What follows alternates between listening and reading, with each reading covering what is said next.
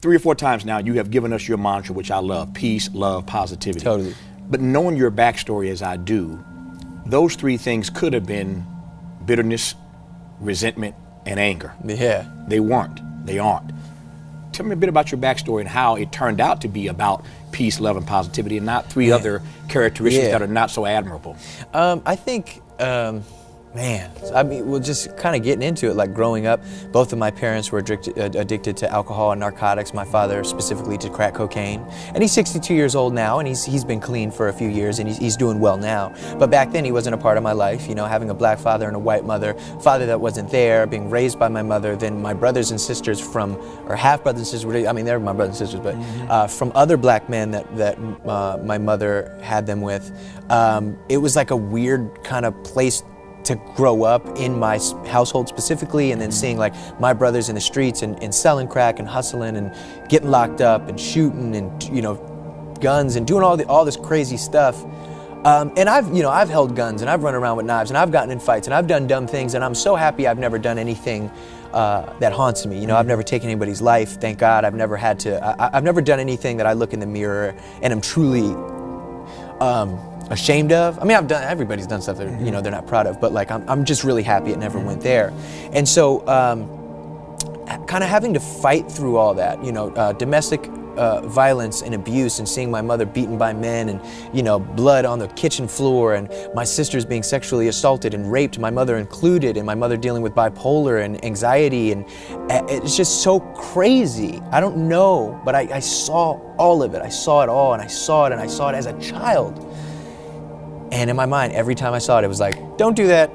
That's what not to be, you know. Don't hit a woman, love a woman, you know, nurture a woman. Don't yell, you know, do your best to speak. Let me cut in right quick. How did you know not to do that? Because as you well know, most people end up emulating the behavior that they see. How did you know? Like, what does this moral compass come from? I have no idea. In the midst of all of that. I don't know, man. That's the thing where like people will ask me that, and it is, you know, common sense and God or whatever it may be, the energy of the universe. But it's just I don't know. I felt bad, you know. I see that, and I was just like that's why I feel like I always tell my stylist Ricky all the time, like I'm so basic. Like I just come like basic. Everything about me is basic, and it's like instinctual to just like be myself, you know, just be you. So I think as a child, like that was me. It was me to not want to hurt a woman or force a woman to do something, or, you know, I don't know, man. I don't know. To me, it makes sense. And you know what I think it comes down to? It's just that mentality. For example, a few years ago when I first started, you know, man, not just to be completely honest with you, there was people who would say just hurtful things like, you know, you're a cracker, you're gay, you're stupid, you're this, and just these hurtful things to try to tear me down because I was just being myself, and I never understood. I asked myself, how could somebody hate me, right? And I'm not trying to be like, I'm just being honest. Like, how could you hate me? Peace, love, positivity. I came from nothing. I made something of myself, the underdog, you know, Social Security, welfare, Section 8 household, and I made it. And I can't believe it, and it's incredible. And I'm here to wave the flag for everybody to say that we can all truly with perseverance do this. And then there's people like, shut up, you're stupid, you're this, you're that, you're whack, your music's terrible. And I would always ask myself, trouble myself, like, why do people hate me? Why do people hate me? And then it clicked, and it was like, I don't understand why people hate me, because I'm not a hater, man. I'm a lover, and that's the mentality I have. I don't have a hater mentality. I don't look at things and try to dissect them in a negative way and talk about what I don't like or what could be better. I talk about the things I enjoy or that I love first.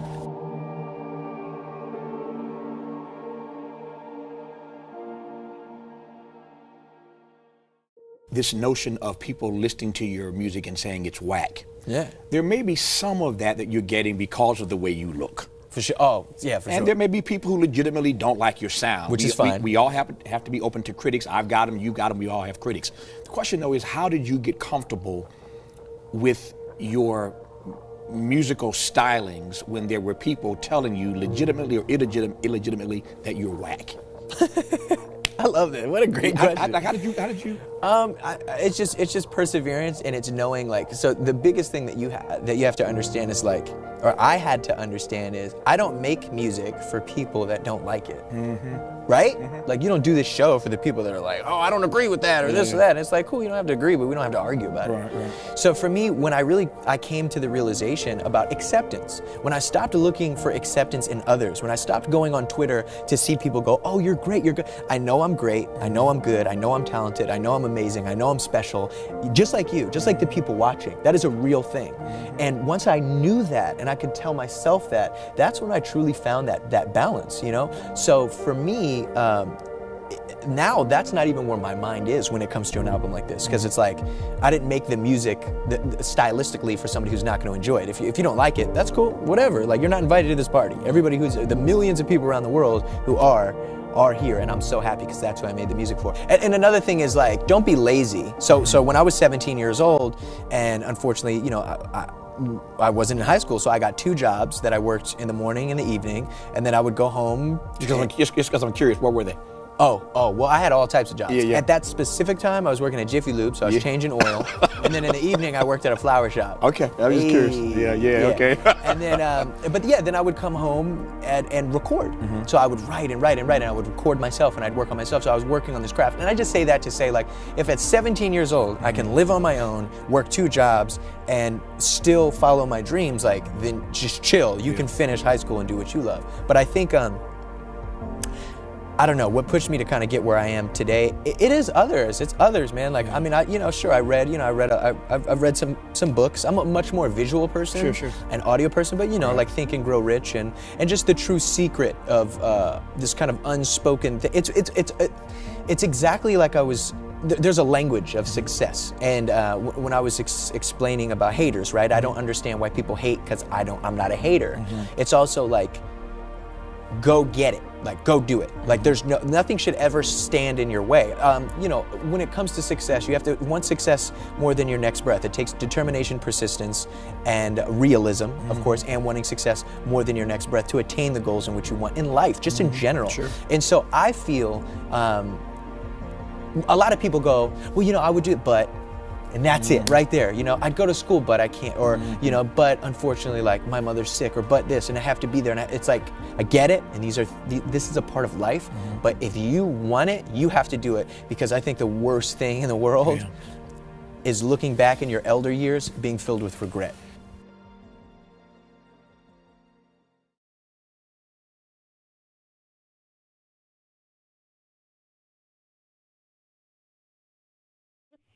My advice here is interaction with your peers, and through that, so say there's other producers. So there's a zillion producers out there, right? So find some of your favorites or some people that you would almost see as competitors and collaborate.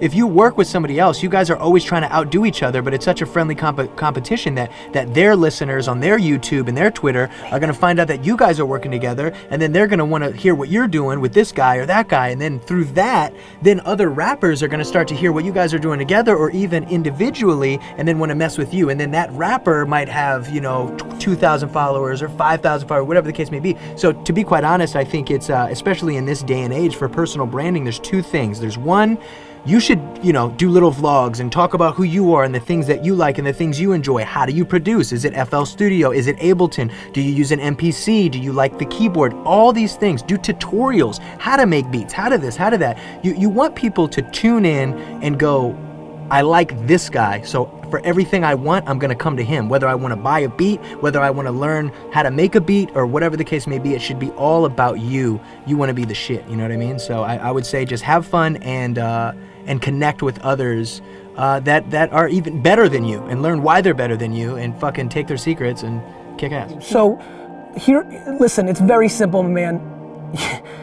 I have a lot of good things going on in my life. I would trade to be you right now. If you're at a place where you're watching my Instagram Live, when you're talking to me and Logic, you're 14 years old, you've already put in 3 years worth of work, you're savvy enough to be paying attention to my content and listening to this kind of music, like you're in such a great spot. The biggest problem is when you're 14, it's hard to be patient, right? Like, it's just hard. But listen, you need to hone your craft. Like, you're still in the place, if you think about mine and Logic stories. At 14, there was no internet for me. There was for him a little bit, so it's a little bit different. But Like, we were just still working on our craft. I was still at baseball card shows learning how to like set up tables, trade, how to negotiate. Logic, were you writing at this point? Oh, yeah, I was totally writing. But one other thing that I do want you to also think about is like, you being 14, it's like you're like, oh man, I just want to do it now. I just want to do it now. There's a lot of people who are like, no, I don't want to finish school, or I don't want to do this, or I don't want to do that. Like, first and foremost, remember that if you are blessed and you are in a position where you can go to school and get an education, you do not take that for granted, because it's something that I did take for granted. But one piece of advice I want to give you and everybody out there watching who's like, no, I just want to just get rid of everything else and just focus on this one thing, that's BS, man. Because when I was 17 years old, I left home and I worked 2 jobs at the same time while still working on my music. So no matter how hard it might feel or how angry it can be to just want to just do that one thing all the time, make sure you are balancing your life. It's very important.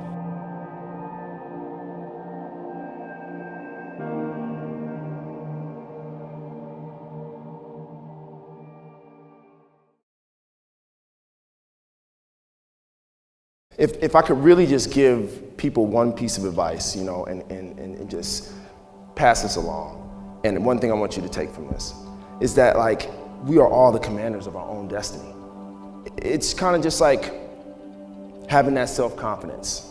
The music, me doing something where I was like, wow, I made this. Like my first album, when that came out, I was like, whoa, I made this. This is something I like put all my energy into, and it's out and it's released to the world on a professional level. I was so proud of myself. But let's do it again. I didn't have time to be like, yeah, my first album, yeah, people like it. It was like, okay, we did good. It didn't suck. What are we gonna do again? We gotta do another one. Then I did that one. Okay, people like it, let's do a third one.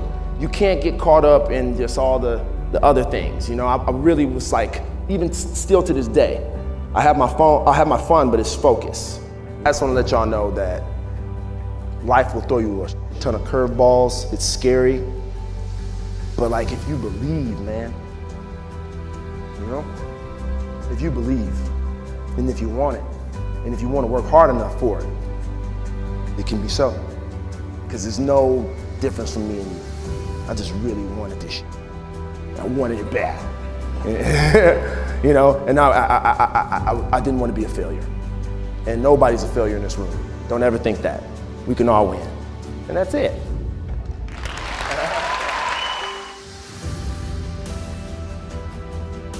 And then I was just like, let's just put out a song a month and just see what happens. One a month. Let's just keep going. Rapid fire. We have nothing to lose. It's just so fucking crazy. It's document over creating. That's what it is. Yeah.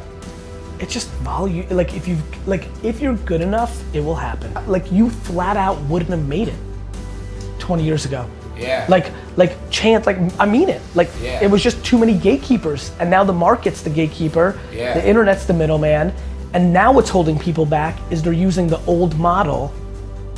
Right? They think they got to put out an album every 3 years. They need to be putting out a fucking song every day. Now, you may not be good enough to put out a song every day, but if you're good enough to put a song out every other day, then that's what you do. And if you're not good enough to do that, you put out a song every 3 days. And if you're not good at that, but whatever it is, you got to put out those songs. Do you know Prince's 7 best songs of all time never made it to the world? Oh, really? Well, no, I don't know, but I know this. But yeah. That's the point. The point is Michael Jackson's 6 biggest hits were like, let's not put that on the album. That's it. It's gone. He's the #1 rap song in the country right now, and we almost didn't put it out. We almost didn't put it out. No, but honestly, the thing that was interesting for me, yeah. No, really, that's it. And listen, people sit there and see their contemporaries go, and you felt it. You felt like, damn, I should be there. And now the internet's the answer, SoundCloud's the answer, Spotify's the answer, iTunes the answer, vlogs are the answer, DMing me, D-Rock on Instagram to get your song on Daily V is the answer. Every single rapper, every single artist should literally DM and email and message every single vlogger that has 100,000 views per video in the world and give them free music to put in their vlogs. Yeah. You gotta learn how to right? pimp the internet. It's distribution. Now, if the song sucks, nothing's gonna happen. I promise you'll put out a song next week and it won't do well. Yeah. And like by what your new standards, right? It'll do fine. But you might love it the most 17 years later. Yeah. Like, what are you gonna do with it? The fuck was your plan with the song? Yeah. You made it. What the hell are you gonna do with it? Just keep it on a drive? Nah, you gotta put that shit out. And you know that you make a good point, because I feel like even back then, I think the only thing keeping me from putting it out. reaching success, or not even Oh, putting it back in out. the day. Sorry, back in the day, or a couple of years ago. Yeah, back in the day. just- Back in the day, 2014. Yeah, 2014, yeah, exactly. I think the only thing probably keeping me from like that is, you're right, just like content and just like releasing the song. It's- Like we just released the song, we just put the shit out. Once you stop worrying about what everybody says for real, Yeah. for real, and I mean your friend from around the way, and Jesus, and XXL, and Boyd, and like anybody, once you actually go there and you just make a binary decision that I'm an artist and I believe in my stuff and it's all my stuff, the good, the bad, and the ugly, then it's game over. And you know what? He recommended this one article to me that I read that it was Pharrell, and I feel like I read that right before we started putting out these songs just every month. And Pharrell was just talking about like not being extra attached to your music. He's like, people like love your music, love making music. He's like, but people like see their music as themselves, and so they you know what I'm saying, they're so worried about putting it out, and they always want to make sure that it's a hit, and they're just trying to chase success with it. You know what's Like, funny? You make music, people make hits. People determine something as a smash. You just make music.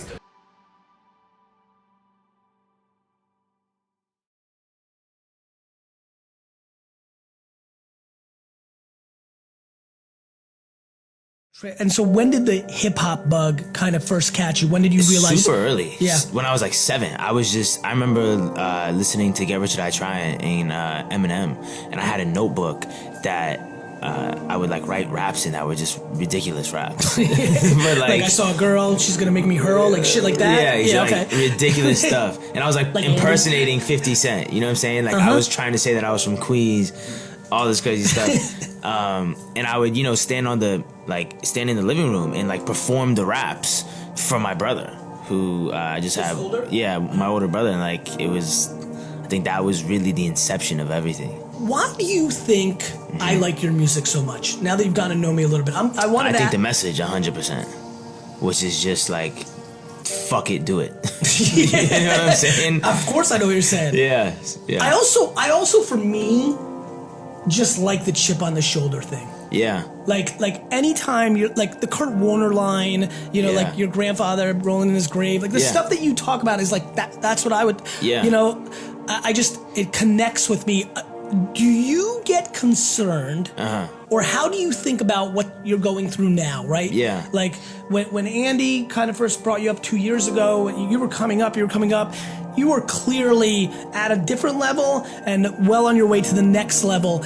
Do you worry that a lot of your engine is the chip, is the fuck it, I'm gonna do it myself, right. I did it myself, fuck you, you passed on me. Do you worry that that this making it now and the next version of you making it takes some of that away and can change shit? No, because it's not being driven by an external force. It's more so being driven by, I have to prove it to myself. Yeah. I need to get a Grammy, not to prove to y'all that I can get a Grammy. I need to prove to myself that I can get a Grammy. And so what's the number one thing you wish you knew when you're starting out? So I'm 18. And what is the biggest lesson you learned when you got on the new level? What's the biggest lesson I learned? To follow your gut. To always just follow your gut. You know what I'm saying? A lot of shit is going to distract you. There's opinions that you may look up to when you first go into it, but you realize they don't know shit. Absolutely. Follow your intuition. You know what I'm saying? Listen to your gut. It's never wrong, and it knows what the fuck you want before you do. That's something that I learned heavy, because I used to get fucking beat myself up. Like, why the fuck isn't this happening? Why isn't this happening? But then you realize when whatever that thing that you were like frustrated that wasn't happening, when that thing does happen, you're like, oh, right, I'm so glad it finally happened now and not back then. Like, so when you were dropping songs, I'm talking about like in the beginning, not like after you already picked up momentum. Was there anything like marketing wise that you did to try and implement, like to try and bring attention to your songs or anything like that? Like, yeah, there was. Like I used to take like selfie videos of me in the basement studio singing along to the song that I just dropped, and for whatever reason they would just go crazy on Twitter, and I would do it like and every how many fucking Twitter week. and I know what he's asking here, how many at that point Twitter followers did you have, just to make it contextual? Fucking 7,000, 8,000. And where are you at right now, Persian? I'm at 10,600. Oh yeah, I mean, So 10,000. I remember when I hit 10,000, I was like, yo, we ain't gonna be broke no more. I love it. Yeah. I love it. Yeah, I mean, look, I think what's interesting about what Russ just said, and we were with that backpack kid yesterday, right? You know, the little 15-year-old that's in the Katy Perry, all that dancer from Atlanta too. Like, nonetheless, both of you just said the same answer, which is I have done a lot of things in my career content-wise that was more methodical about understanding the platforms and the context and the things of that nature in the new iteration of myself. But my rise in 2006, 7, 8 with Wine Library TV, no growth hacking, no smart anything, just the content. It wasn't like you got people to get it shouted out, or you figured out the algorithm, or you figured out how to be the top of a MySpace page like we did, Boyd, when we used to do yourgrills.com, Paul Wall, shout out. A lot of people just win on the content. A lot of people think that you can't win. Right. When you've got 3,000, when you've got 200. This kid had 300 followers on Instagram when he put that dance video up. 300. So the content works. The problem is, for so many watching right now, you make the same exact kind of content when the market has told you it doesn't work. You've got to mix it up, right? Like, for example, like we need to make a black and white episode of Daily V. We need to make a silent film version of Daily V. We talk about it, but we haven't fucking done it. So like, even me at the game that I'm playing at am not experimenting enough, in my opinion. Everybody out there needs to experiment. Yeah. You just one time did it, singing to your own song, and that became the thing that you answered this man's question with. Right. And you know, you got to keep in mind, bro, is that especially with music, people love to see like almost the insight to the person who really did the song. So when they see you singing your own shit, what I think why it resonated is because it's like, oh shit, like he really did make that song. Like, you know what I'm saying? Like, it kind of, people want to see behind the cloak, right? Yeah. People want to see the other side. Exactly. About that though, about that with what you just said, okay, so like, say you were doing those videos, right? It wasn't like a moment where like you just like all of a sudden 100,000 people just hit up your SoundCloud. It was just like, it was gradually. It gradually happened. Doing videos. Yep. My man, do you understand that the far majority of people that have a viral hit, that they are a one-hit wonder and it's over? That everybody else, like that Russ and I's narrative is far, far, far more the common, which is one day at a time, one day at a time, one day at a time, one day at a time, and then 40 fucking years later, you look back and be like, oh shit, we made it. It wasn't the 10,000 followers on Twitter. Facts. Russ, what else is on your mind? What do you want all these entrepreneurs, young hustlers to be thinking about, to know? How you think about your project? Your new project's phenomenal. Thank you. How are you thinking about that? Like, what? I think people need to listen to their passion more. And a lot of people say, well, I don't know what my passion is. How do I find it? You find it by paying attention to yourself. And you find it by listening to what makes you the most enthusiastic when you think about it. And then just start there. You know what I'm saying? But a lot of people are so terrified to face themselves because of fear of rejection and criticism and weirdo shit.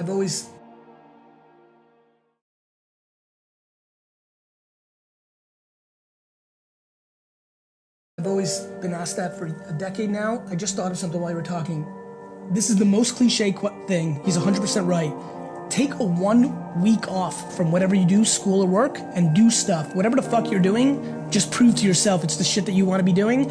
Build around that. Yeah. If you're cooking, if you're working out, if you're making music, if you're trying to sell stuff, like, I totally agree with you, but it doesn't feel practical. Everybody's watching right now and like, easy for those two fucking guys to say, except not when we did it 15, 20 years ago. My thing is like, it's easier said than done, but if it can be said, it can be done. And the problem is that a lot of people have like this terrible seed planted in their head from society or teachers or whatever the fuck it was, saying that certain passions are unrealistic. So when you actually ask someone, oh, what's your passion? They know it instantly. But they instantly also write it off because they've been told it doesn't make enough money, there's not enough jobs in that market, and it's not realistic. So then they move on to plan F and wonder why they hate their lives. The number you have dialed is not in service. That's who. I fundamentally agree with that. It's never been more practical for that to happen because the internet is now the middleman. Right. Like, your story and my story is literally the cliche story of crush it. Like, because the internet came along, you didn't have to move to LA and be discovered by some guy or gal that put you on. You went to the consumer and built the leverage to then pick and choose how you wanted it. If you don't mind sharing, what was your strategy from going from like 0 followers on social media to getting to like 906,000 and over, if you don't mind sharing. Yeah, it was literally put out as much shit as possible at a high level, like quality and quantity. They always said, oh, you have to pick quality over quantity. I was like, why can't you just do both? Why can't you have high quality and high quantity? And that's kind of what broke the fucking system. That's what did it, is that, you know, the first song I put out didn't get 1 million plays in the first day. The second song didn't either. The 50th one didn't either, but on the 98th one, it did. You know what I'm saying? Was it actually 98 or you just kind of spitballing numbers? Yeah. Okay. Good. Yeah. I think it's 98, 99, some shit like that. But content is key. Just put out a shit ton of shit. It just has to be good. Both of you guys, I mean, how do you guys gain that self-belief and self-confidence, you know, at the start of your career to be so successful? Because, I mean, in Russ, in your booklet and your album, you talk about how it's so imperative to be confident and have self-belief to be successful. You want me to tell, like, honestly, the truth is you have to be born with it. Or number two, how you can kind of curate it is you run directly headfirst at fear. Like, wildly crazy at fear. Like, if you're scared to go on stage, go on stage. Mm-hmm. And then afterwards, you're going to be less scared. And then do it again. If you're scared to go up to the girl and talk to her, go up to the girl and talk to her. Like, anything you're scared of, you can actually just attack it. And then right, the you fear can just sit there and be like, fuck it, I'll do it invigorating. myself.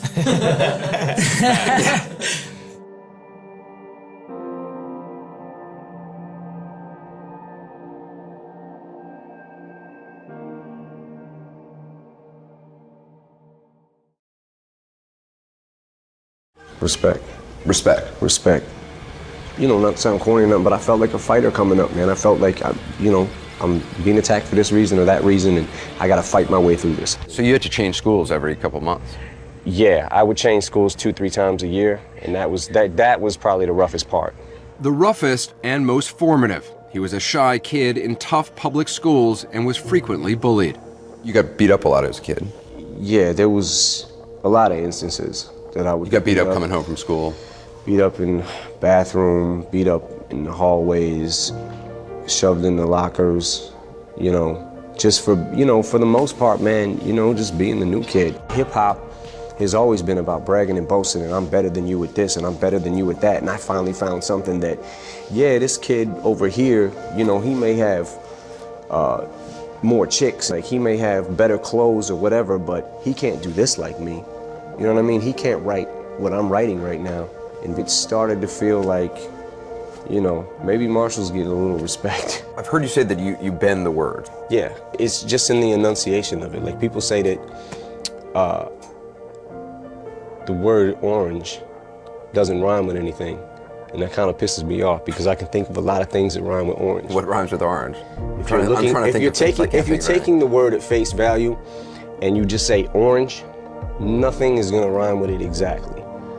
If you enunciate it and you make it like more than one syllable, orange, you could say like, I put my orange 4-inch door hinge in storage and ate porridge with George.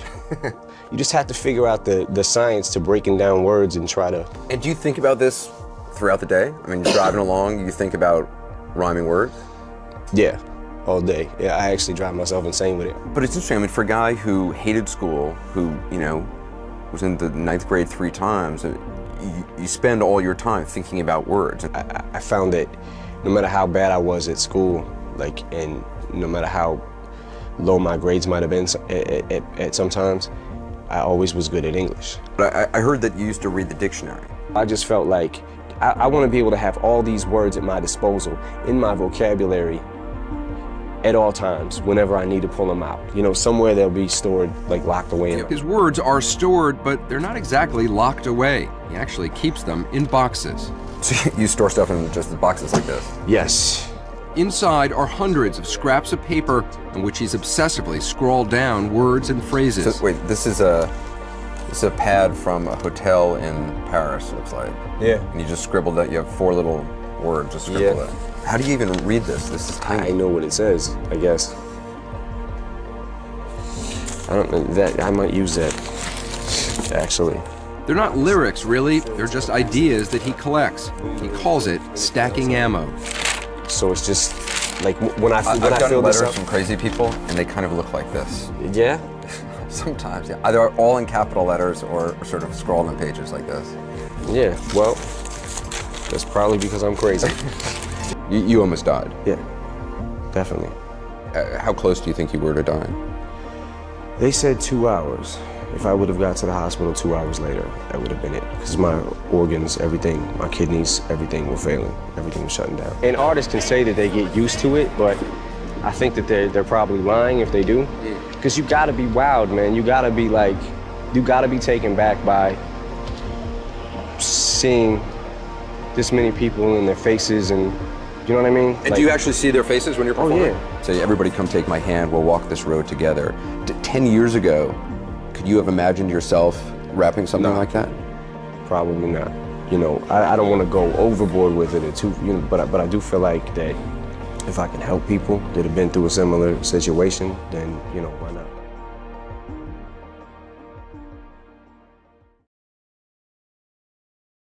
It was weird for me because I had always approached music in a very, just for my ears only, this is therapy for me type of, you know, with that kind of mentality. And what was it you got? I got this sense of freedom. It just made me feel like I was really, you know, getting over something, or I was really making headway and working in, you know, on a problem or an issue. And just that feeling of self-improvement really attracted me and pushed me forward. I was going for a sculpture of myself. You know, I was going for making a mirror image that I could really sit back and analyze.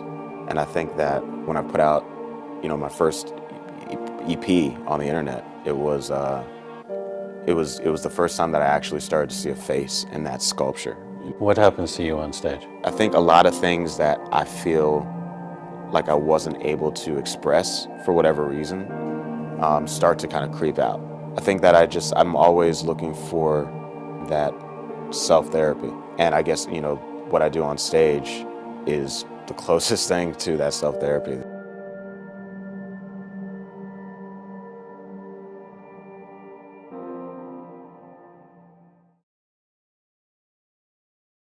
But you were like a hustler, Yes. like, and I don't mean that in like the typical way we hear the word hustler in like the hip hop community. Like when you had a job to do, you'd take the package, you run down the street, Yes. you run back and say, what can I do next? Yes, yes. I really felt that if I could be trusted with delivering a tape, to be the best tape deliverer, that maybe I would get a chance to have the responsibility for something else.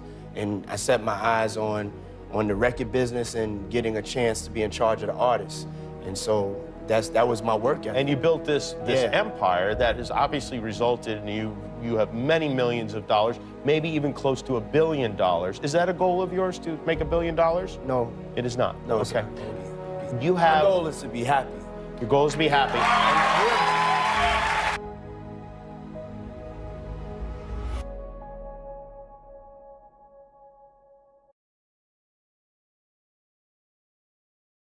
Your mother has you when she's 15. Mm-hmm. Your mother is selling drugs. Yes. She's dead when you're 8. Right. At 12, you start selling drugs. Right. At 15, you're the drug kingpin in your neighborhood. 150 grand a month. Doing pretty well. Not 150 grand, but that's what. How close? Less than that. A little less than that. Okay. Whatever it was at 15, it ain't bad money. At 15, how does? Two questions in that regard. If you knew that your mother sold drugs, Right. and you knew your mother died when you were 8, Right. because she was caught up in that drug culture, why at 12 and 15 you decided to do the same thing? Because there was nothing to make reference to that was a part of the lifestyle that I aspired to. You know, when you point out that my mom had me at 15, the only option at that point is welfare or the street. You know, there's not even a blue card for you to work if it's not the middle of the summer. As an adult, how do you regard your mother? How do you look back on your mother's life and legacy now? Well, you know, the things you go through make you who you are. So because I don't regret where I'm at, I can't regret my experiences. You know, and I know what her intentions were, you know, and what mine were initially, just wanting better life. Yeah. At that point, you know, and I went into that space. What happened is the things that I've seen made it a legitimate option. Prior to, it doesn't seem like one of the options, it's like the only option when you're 12, you know, like What people didn't understand was when I actually started hustling, I still had to be two people. I had to be aggressive enough to get by in the environment, and then I had to come in and straighten up and be my grandmother's baby. Like, I wasn't even allowed to curse in my grandmother's house, you know? So it's different than the perception of things.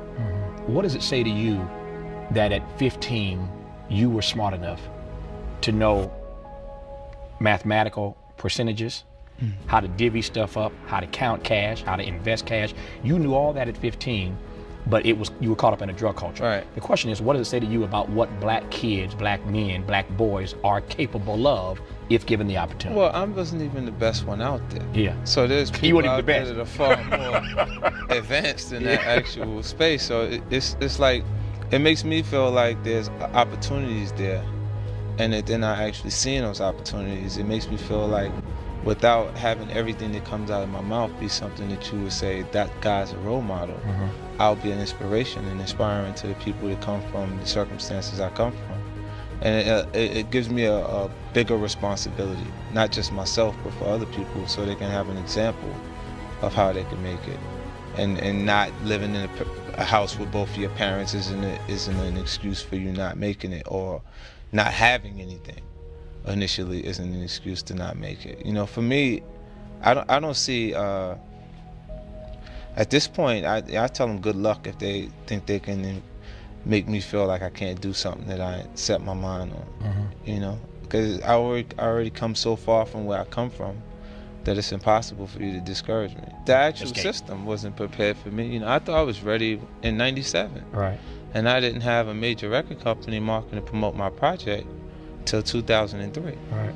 You know, so for that time period, I had to run on my own energy. You know, I had to convince myself that I'm gonna make it. You know, regardless of how people felt at that time. And what it does is it makes you feel like, well, it made me feel like there's gonna be points that people are gonna mistake my confidence for arrogance, because they don't understand the process I went through. And how much I had to believe in myself in order to make these things happen. I feel like you can will yourself into a good space. Things that are meant to happen will. And if you believe in yourself enough, you can help yourself learn. You can inspire, yourself in different ways where you can actually discipline yourself. To the point that you can become good enough. Like from '97, like when I started writing, it was full time. Like every day I was writing music because I had no choice. If I was gonna stop hustling, then how was I gonna provide or continue the lifestyle that I created for my son's mom, my son, and myself? Well, when you don't see limits, because like if you're coming from a space where you're actually ambitious, I don't think ambition is a learned behavior. I think it's a part of a person's natural character. So I'll always, no matter what I accomplish, you're gonna see me back at your show saying, I think I got another idea, I can make this work. You know what I mean? Like, and you're gonna be like, this guy just won't stop. But I'm telling you in advance, you'll see me again. But like, I think that means that 50 just booked himself on the show again. That's what I think that means. Go ahead. Yeah, but like I'll always find a new goal set for myself and work towards accomplishing it, because that's what really excites me. That's what makes me happy. Like when it works.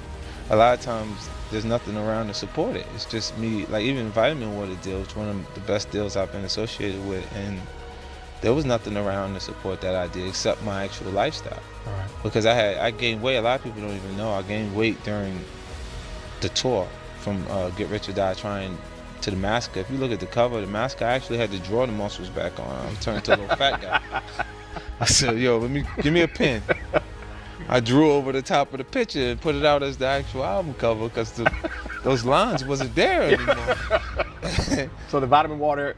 Yeah, that was a substitute for soda, a healthier option for me at that point. And it turned into a $100 million deal. I went and I explored the possibility of being a part of the company, and they were open to it. Do you see yourself becoming a billionaire one day? Yes, but I'm not really focused on it because it takes some time. The question was, do you see yourself doing it? I can see myself continuing success. So at what rate? I'm just not, like, that's not my focus right now. I felt like after you accomplish enough, I'm already a billionaire compared to where I come from. I don't generally see things that I can't have. Like, it's an option. Like, when I look at Home and Exquisite Living, it was just a choice. I could have had that instead of the home that I bought in Connecticut, or I could have had that car instead of the 3 cars that I decided to have. So it doesn't feel like it's necessary. And you can have 18 bedrooms and you still only gonna sleep on 1 bed. Mm-hmm. You find that out after you have 18 bedrooms, because the ambition will lead you towards wanting those, the biggest possible things for yourself in life. And when you, one more question here, and when you reach that level and you start to move into the world that you moved into as a CEO and a mogul and somebody that thinks more about ownership, is there another level of lesson that you learn? Of course, you start to think about what you're genuinely after, and that's happiness. So I'll always pick a new goal and move forward in different ways. So I think ambition is a tunnel that you run through that doesn't end.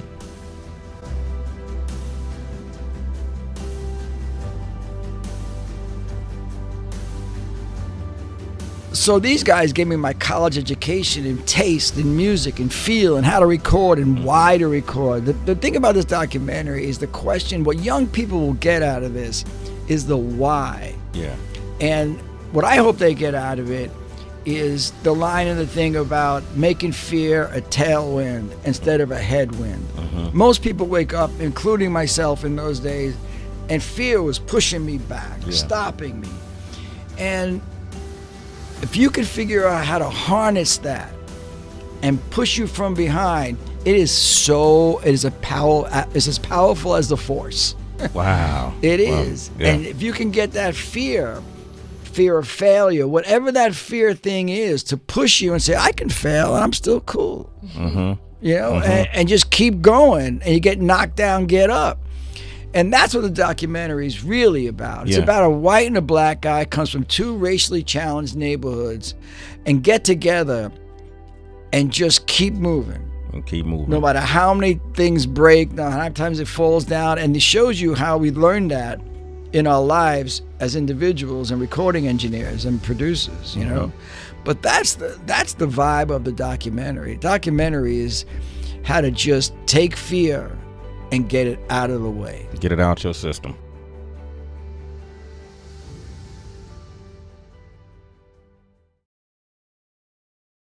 For me, my art has always been a means of trying to dig into some sort of truth, whether that was truth in myself, truth in society, using the page as a means to peel away the layers and try to figure this experience out that we call life. And that's a daunting process at times, but one that is the reason why I make art, why I write raps. And this was a record that was difficult.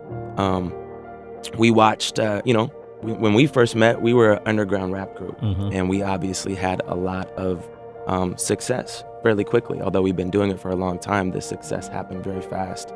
And there was a certain point in around 2013 where we had, I wrote this original record, White Privilege, now 10 years ago. And this was a very different moment. From that perspective, 10 years ago, I was looking at it from an outsider, from an observational point of hip hop has changed since I've been a fan of it.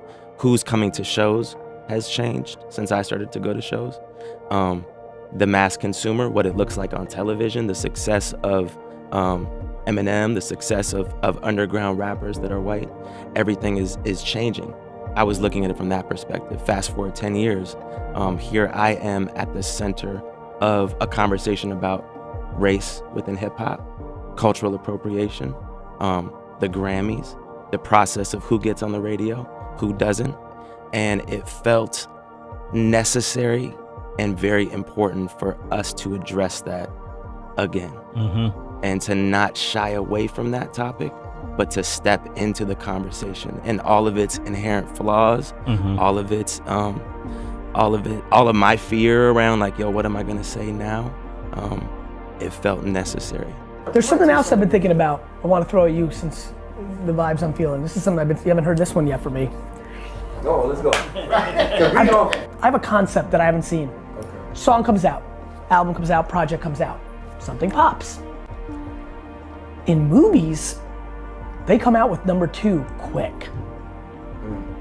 You put out, right, Guardians of the Galaxy, you're like, what the fuck happened? It blows up in the theater, they're fucking in production on number 2 from the bat. You write a song, it's about what you're going through with your girl, with your best friend, with somebody sick in your family, and it goes.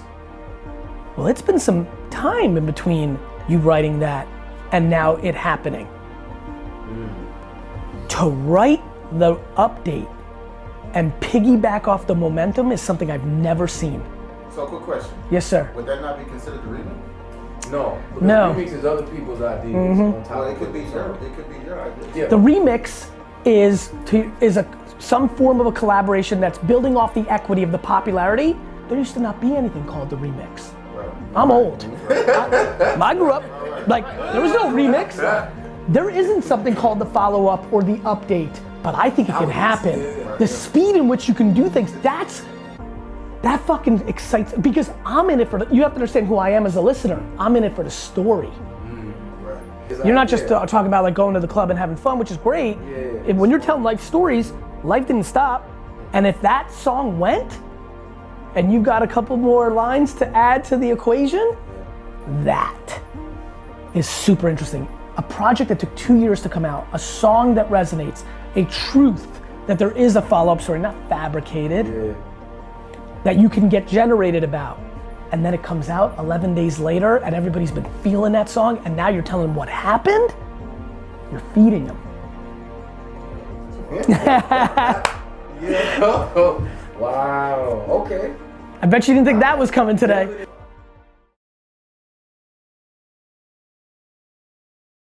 As I was listening to him, I just hear all the similarities and all the things in what he's saying, right? Because if you don't look at it as tickers and things like that, you're really just searching for the truth within, you know, all that. And within all the numbers and all the chaos, you're just searching for the truth, right? And that's the key to being a recording artist, right? You're telling your story or finding your truth at the moment.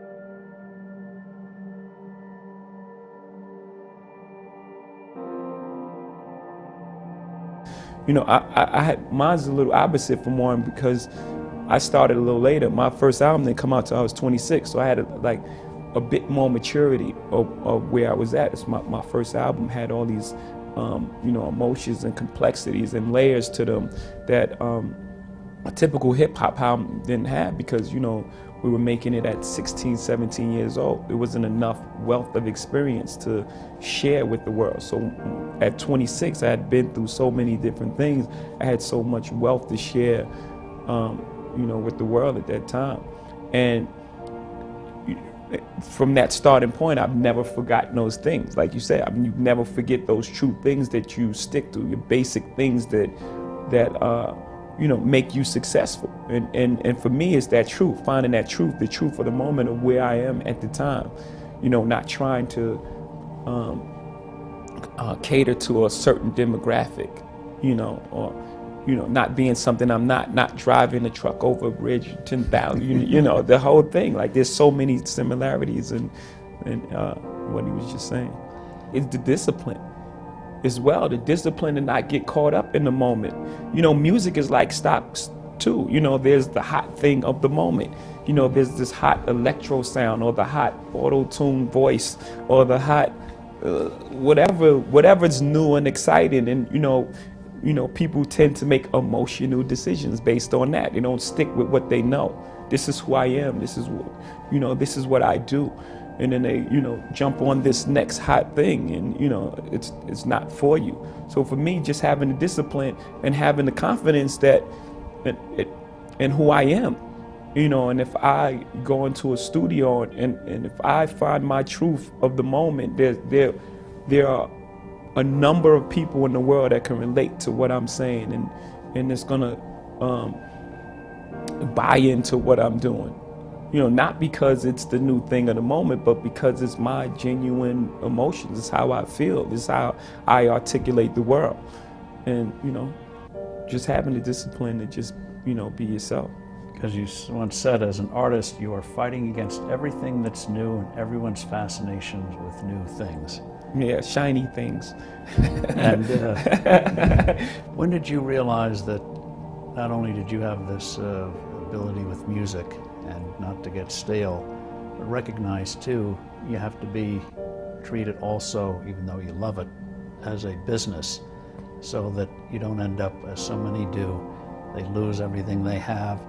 They're in effect indentured to companies, and they're not masters of their fate. Yeah, that was the greatest trick in music that people ever pulled off, is to convince artists that you can't be an artist and make money. I think the people that were making millions actually said that. I think they set that whole thing up. You know, it was almost like shameful, like especially in rock and roll. You had to pretend that, you know, you got these millionaire guys who had to pretend as if they weren't successful at all, or it would be like a detriment to their career. You know, hip hop from the beginning, you know, just, it was always been aspirational. You know, just always broke that thing. You know, that thing that an artist can't think as well. And I think at the end of the day, as long as you, when you separate the two and you're not making music with business in mind, because you at some point you have, it has to be real when they touch it, when they listen to it. You know, something has to resonate with them that's real. As long as you, when you're in the studio, you're an artist, you make music, and then after you finish, you market it to the world, I don't think anything is wrong with that. In fact, I know there's nothing wrong with that. So how, going right from the very beginning, you learned about the business of music because you couldn't. Well, get we were that. forced. Yeah, we were forced in the beginning. I wish I could say we were geniuses and said we're going to start our own company. You know, that's not what happened. You know, in the beginning, we went to every single label, and every single label shut their door on us. The genius thing that we did was we didn't give up. We didn't say, because these guys, you know, we use that what do they know approach. You know, we didn't give up at that point. I think that, you know, that was the genius thing we did. We started selling our own CDs and we built our own buzz, and then the record company came back to us. So now we had a different negotiation. You know, it wasn't the same artist label relationship. Now we retain ownership in our own company, and it was the best thing for us. You know. And then on the tours, you are wise enough or big enough or something where you don't mind sharing billing with Eminem or Bono. Yeah, it's fun for me, for one, and for two, like we were saying in the car, like, you know, 1 + 1 is 3 for me. You know, I don't have that ego where I have to be the only guy on the bill or the only one that people look at. You know, I'm cool with going out with other artists. I've been doing it my entire career. You know, before Eminem, before Bono, it was, you know, R. Kelly or 50 Cent or, you know, DMX. You know, I've been doing it my entire career. I just believe that, you know, the giving people a better package. You know, that when they leave the concert hall, they want to come back again. You know, you can get them there the first time. You know, if what you're putting on is not incredible and impactful, then why would they come back the second time? You know, I think that's a lot of, a lot of people make that mistake. You know, when they're hot at the moment, you know, they just sell them. You know, they sell off the name and sell off the moment. Yeah, the shiny things. You fall in love with shiny things. You sell off the moment, and then when people come to the concert, they don't have the experience. Well, we're over-delivering on the experience. You know, you're not only getting Eminem, you're getting Eminem and Jay-Z. You're not only getting Bono, you're getting Bono and Jay-Z. You can't help but leave that concert, you know, with almost like a once-in-a-lifetime experience every single time. That's what I'm trying to create.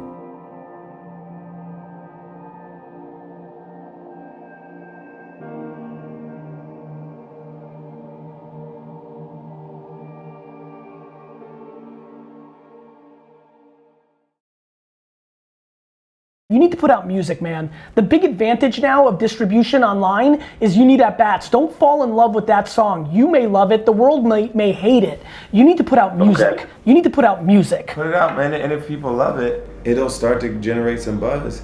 Like, people will listen to it, they'll share it with their friends, and you'll start to get more views. What if I don't have the money to put out music as often as I would like to, like quality sounding music? Then you're stuck and you lost like everybody else. You need to figure it out. Like Prince was a janitor in his studio, and the it's so quality cheap now, to make music now. Like the money should not be a problem. Jamai, listen, man. It's really cheap to make music. I love you, and I'm trying to be kind because John's here. Everything you're saying is backwards. You need to do and work. You're coming up with all the wrong angles, in my opinion, and I'm so pumped you called, because I'm hoping that this is the breakthrough moment. Like, you need to so far I heard it's the audience's fault, it's too far to the left, the music's too expensive. You are fully in excuse mode. You can put out plenty of quality music. To John's point, it's inexpensive, and if you want it so bad, go fucking work at the studio in exchange for studio time. Like, you need to go out and put out music, put in the work, put your head down, and then figure it out after the fact. You need to put out 150 fucking songs and see how people react to it before we hear another phone call from you.